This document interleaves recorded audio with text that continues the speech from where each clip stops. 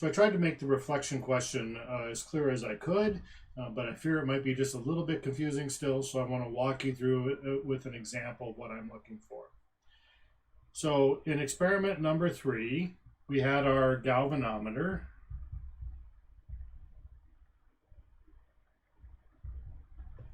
And when we hooked up our battery, remember the long side is positive and the short side is negative, it caused the needle to deflect. So again, it would depend on many factors like how you wound your coil and a whole bunch of stuff. So your observations are going to be unique relative to mine. So I'm just walking through the possible scenario. But let's say I hooked it up like this. That would mean that this end was the positive and this end was the negative. And let's say that I saw the compass needle deflect to the right when this was the scenario. So I get the compass needle to deflect to the right. Let me even draw it purely to the right.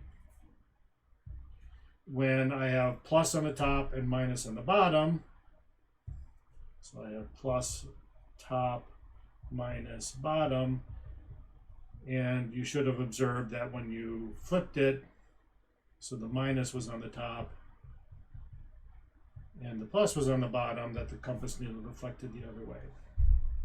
Right? So that's observation number 1. Now let's imagine my scenario. I take my coil and I attach it to the galvanometer, which is this thing over here. And of course there are windings on this galvanometer that I haven't drawn. And let's say that when I take north into the coil, I see the needle deflect somewhat to the right. What does that mean? Well, as I said, it means that this coil is acting like a battery, and we know from our experiment 2 which end is positive and which end is negative when the needle deflects to the right. So I'm going to say call this scenario 1, north into the coil. I see the needle deflect to the right, which means that the top must be positive and the bottom must be negative.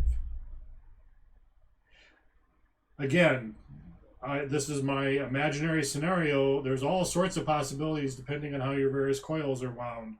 So look at your observations and try to answer the question.